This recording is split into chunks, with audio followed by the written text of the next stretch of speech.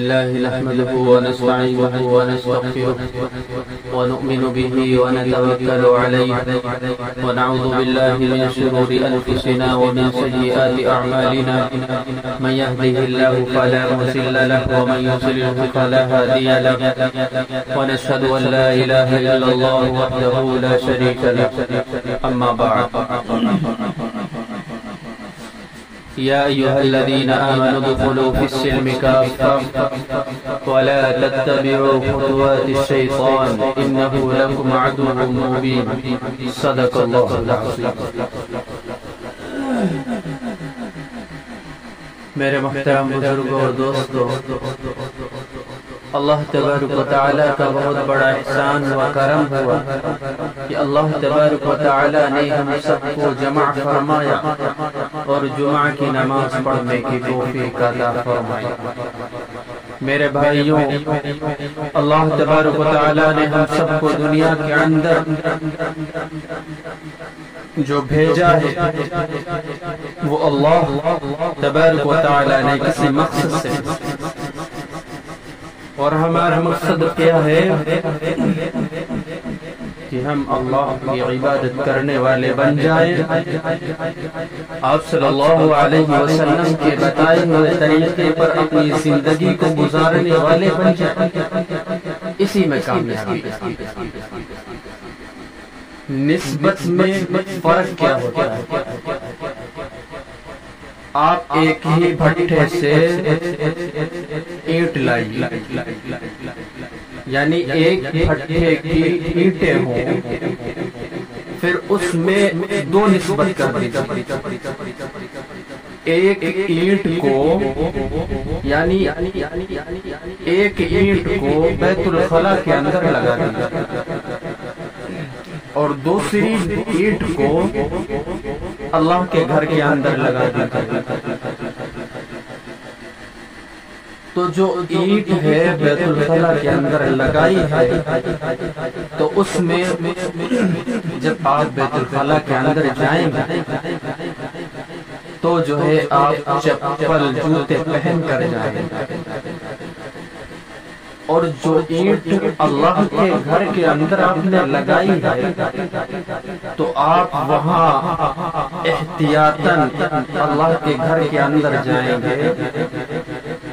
تو سب سے پہلے اپنے چہرے کو اور پیر ہاتھوں کو یعنی وضو بنا کر صاف ستھرا ہو کر پاکی اختیار کر کے اور چپلیں باہر اتار کر تب اللہ کے گھر کے اندر جائیں گے. تو یہاں پہ کیا ہوا کہ جو اینٹ آپ نے بیت الخلا کے اندر لگائی اس کی نسبت دوسری، لیکن جو اللہ کے گھر کے اندر آپ نے لگائی اس کی نسبت بدل گئی. یعنی وہ اللہ کے گھر کے اندر آپ نے لگا دی تو اس کو اللہ تبارک تعالیٰ اس کے آپ کو لگانے یعنی آپ نے جو لگایا ہے اللہ تبارک تعالیٰ اس کا اجر دے، اور جو بیت الخلا کے اندر لگی ہے اس کا کوئی اجر نہیں، وہ دنیا کے کام کے اندر. اسی طریقے سے انسان جب اللہ کی عبادت کرے گا، آپ صلی اللہ علیہ وسلم کے بتائے ہوئے طریقے پر اپنی زندگی کو گزارے گا، تو مرنے کے بعد اللہ تبارک تعالیٰ اسے جنت عطا فرمائے گا. اور اگر وہی زندگی دنیا کے اندر لگائے، دنیا کے اوپر خرچ کرے گا، نہ نماز سے مطلب، نہ روزوں سے مطلب، نہ قرآن سے مطلب، نہ حدیث سے مطلب، کسی چیز سے مطلب نہیں رکھے گا، تو مرنے کے بعد اس کا بہت برا حال ہوگا. تو میرے بھائیوں، اللہ تبارک تعالیٰ نے جو زندگی دی ہے اس زندگی کو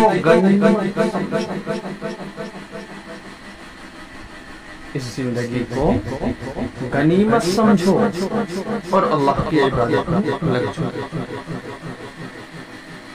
جب اس زندگی کو آپ غنیمت سمجھیں گے، اللہ کی عبادت میں لگا دیں گے تو اللہ تبارک تعالیٰ ہم سے خوش ہو جائے گا، اور جب خوش ہو جائے گا تو اس کے بدلے میں ہمیں جو انعام دے گا تو لامحدود زندگی، یعنی مرنے کے بعد جو زندگی ہے وہ کبھی ختم ہونے والی نہیں۔ انسان کہتا ہے مر گئے، تو مرنے کے مطلب یہ ہے ایک جگہ سے دوسری جگہ تنفیم ہو جائے، یعنی ایک جگہ سے دوسری جگہ شفٹ ہو جائے، یعنی دنیا سے اب عالم ارواح میں اللہ تعالیٰ نے تمہیں بلا لیا، اب وہاں آپ چلے گئے۔ تو اگر ہم اللہ کی عبادت کریں گے،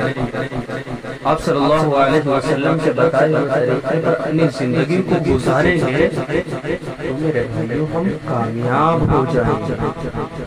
اور یہی زندگی کو اگر اپنے دنیا کے اندر خرافاتوں کے اندر لگاتے رہیں گے تو نہیں کامیاب ہو جائیں گے۔ انسان یہ سوچتا ہے کہ اللہ نے ہمیں جوانی دی، ہمارے اندر ہمارے بازوؤں میں طاقت ہے۔ انسان اپنے جسم کے اوپر، انسان اپنے طاقت کے اوپر غرور و گھمنڈ کرتا ہے، لیکن میرے بھائیوں جس وقت روح نکل جاتی ہے، اگر اس کے چہرے کے اوپر ایک مکھی بیٹھ جائے، اسے اتنی طاقت نہیں ہوتی کہ اپنے چہرے کی مکھی تک ہانک سکے، یعنی اپنے چہرے کے اوپر بیٹھی مکھی تک وہ اڑا سکے، اتنی طاقت نہیں ہے۔